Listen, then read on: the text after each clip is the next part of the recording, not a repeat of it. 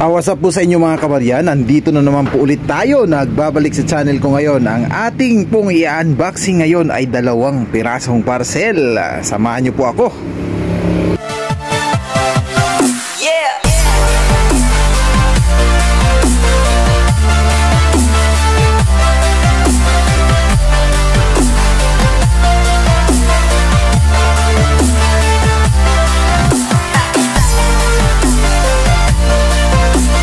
At bago po tayo magsimula sa ating video ay nais ko lamang pong batiin kayo na magandang hapon po sa lahat pong nanonood. Ayan, magandang hapon po ulit sa lahat. Maraming salamat ulit sa panonood at nais ko lamang pong i-shoutout yung tropa natin. Ayan, kay Bro Danilo Balse na laging nagla-like sa ating mga pambenta dito sa ating channel. Ayan, sa ating Facebook account. Ayan, maraming salamat bro, at saka sa mga nag-comment dyan. Ayan, magandang hapon po sa inyong lahat. Meron po tayo ditong 2 parcel na dumating kagahapon. Hindi natin nabuksan po kahapon dahil wala po kasi ako dito. Nandun po ako sa Maynila kahapon, kaya medyo busy ho tayo. Kaya ayan, anuhin natin to, i-unboxing ho natin kung ano po ang mga laman nito. Ayan, order ko po ito mga last week, ngayon lamang po dumating. Kaya yan, check natin kung ano mga laman. Lalagay ko lamang po muna dito kasi maggugupit pa tayo. Ayan, bababa ko lang po ha. Ayan siya, gugupitin muna natin to. Yan, nais ko lamang pong magpasalamat po sa aking mga supplier. Yan, thank you lalo na kay sir at saka kay madam. Yan, napakaganda oh. Thank you po madam.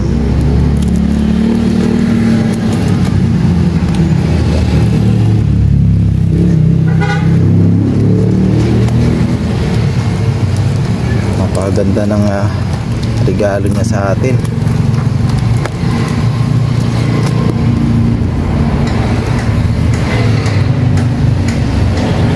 Medyo mainit lamang po dito sa lugar ko, pero ayos lang din naman. Ayan. Kulog kasi itong lugar ko dito, kaya mainit. Yan, ayusin lang natin itong camera natin para tuloy-tuloy ho tayo. Nakakatuwa to kasi nakabalik na rin po ako sa pambibili ng mga old coins, medals, tsaka tokens. And medyo marami pala ito. Kala ko konti lang to, marami pala. Yan, nais kong magpasalamat kay madam. Ayan, thank you po si madam Mar. Ayan, maraming salamat madam Mar. Ayan. Sa nais po palang magbenta sa akin ng mga mga foreign coins, yan, PM nyo lamang po ako. Titignan natin kung ano po yung mga coins na hawak po ninyo. Tignan ho natin kung tayo po ay yan. Thank you, napakaganda nito.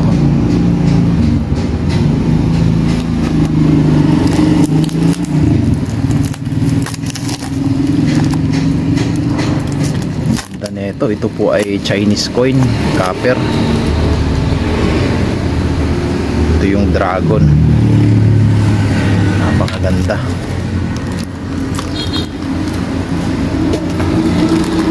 Bubuksan natin to. Ang dami pala niyang binigay sa atin.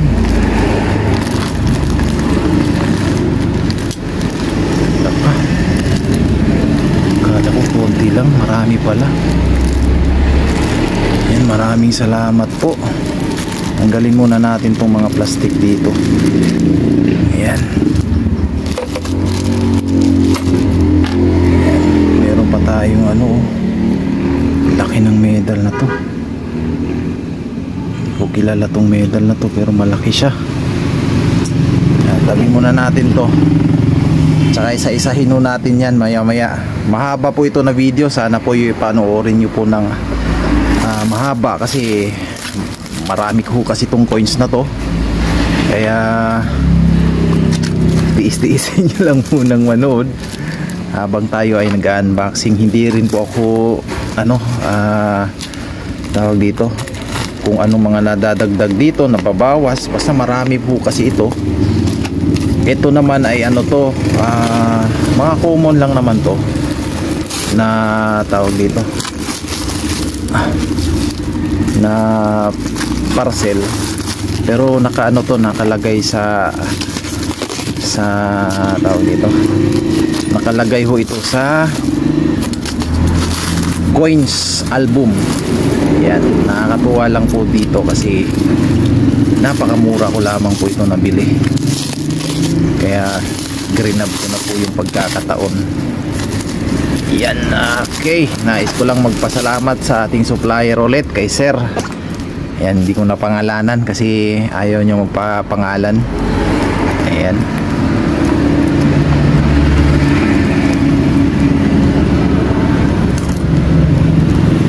ito yung naka-album po ito, dalawa, more than 3 kilos po ito na parcel. Sobrang bigat po nito, maabot tayo ng 200 atang shipping fee natin dito. Kasi mabigat po ito kasi yung nakalagay na po sa album yung mga coins dito sa ating parcel.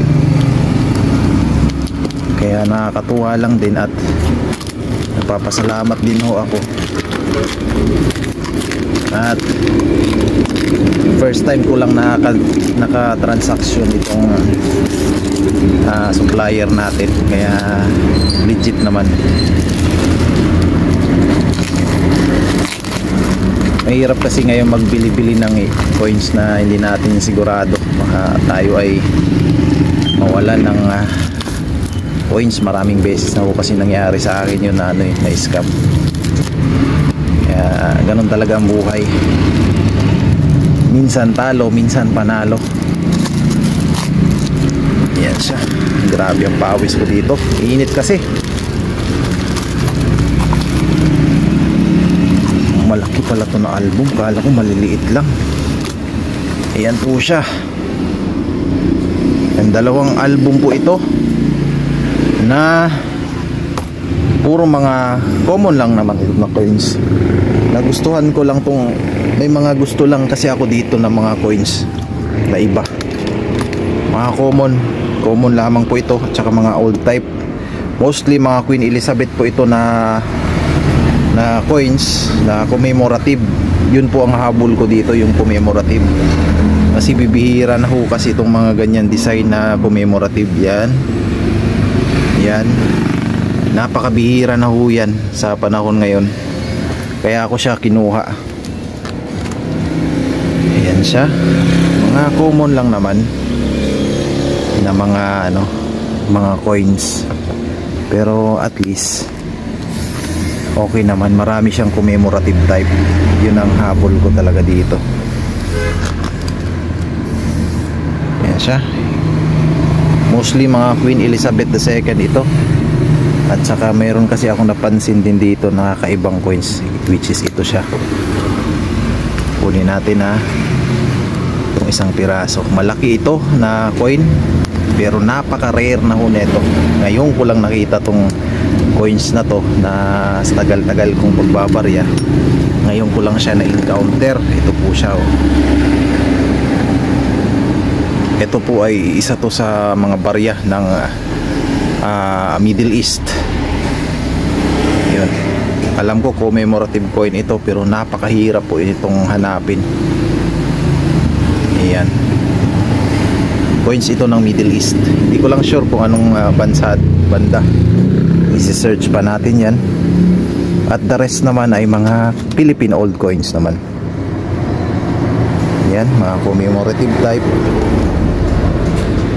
May mga uncirculated din condition dito. Yan siya, ang laman ng isa. At yung isa naman ay ito. Ito siya. Ito mga Philippine old coins talaga nakalagay dito. Meron pala ditong isang silver. Ayan, 1926 ito. Low vintage ito. Kaya nagustuhan ko lang din kunin kasi bihira po kasi ito na year. Estimated value nito is nasa 400 to 500 pesos value. isang piraso. Yun lang ang nagustuhan ko dito sa isang itong 1926, one of the hard to find year pagdating sa 20 centavos. Yan siya, mga common lang din naman to, mostly mga world coins.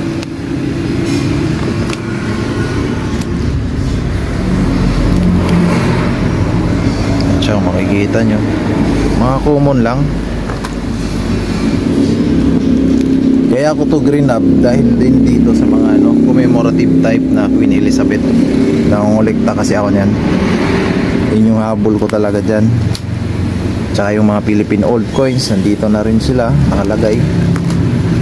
Kaya i-check natin pa to mamaya kung anong mga commemorative type Philippine old coins nandito. Din siya nakalagay. Ayun lang naman ang nakalagay din dito sa dalawa natin na libro. At check naman natin tong nauna nating nabuksan. Isa-isahin natin yan. Yan, meron na tayo dyan. Mostly kasi mga medals to, medals, token, at kung ano-ano pa. Ayan, pabalang natin konti. Meron tayo ditong commemorative coin ito ng ng Pilipinas, People Power. Tsaka meron tayo ditong Chinese old coins, Chinese na old coins.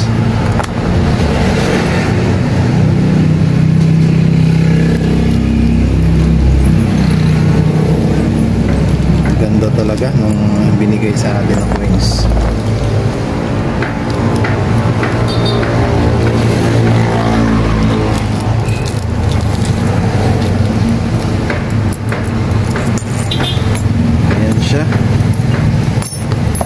Yan, i-focus na lang natin, isa-isahin natin. Kasi hindi ko pa masyadong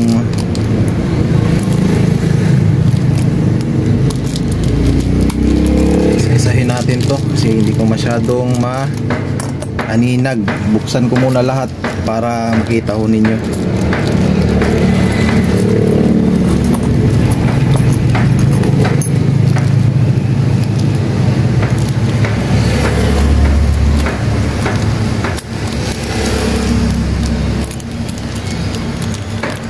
Nakakatuwa tong mga mostly mga token sa mga old coins.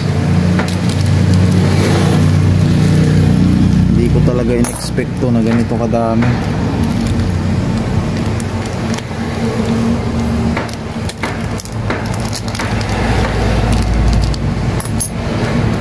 Dami niyang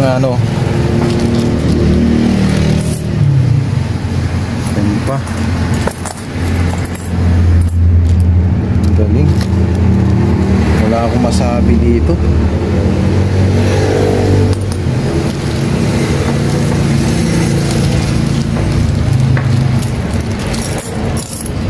Yan, napakaganda. Napakadami.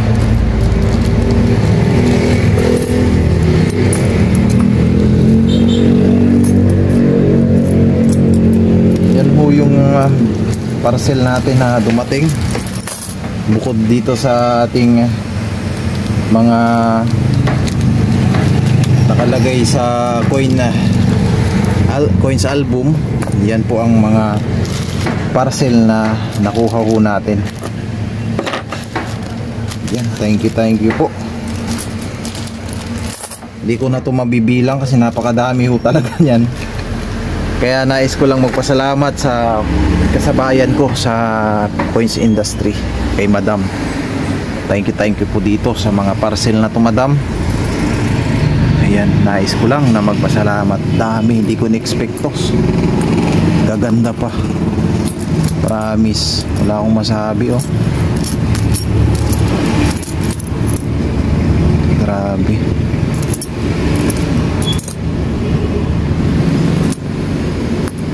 Yan, thank you po. Ayan lamang po ang may share natin sa ngayon. At asahan nyo po na meron pa tayong isa pang parcel na parating. At sa mga susunod na araw meron pa rin naman. Hindi na tayo mawawalan ulit. Okay, maraming salamat ulit sa panonood at magandang hapon po ulit sa lahat. Kita-kits ulit bukas. Peace.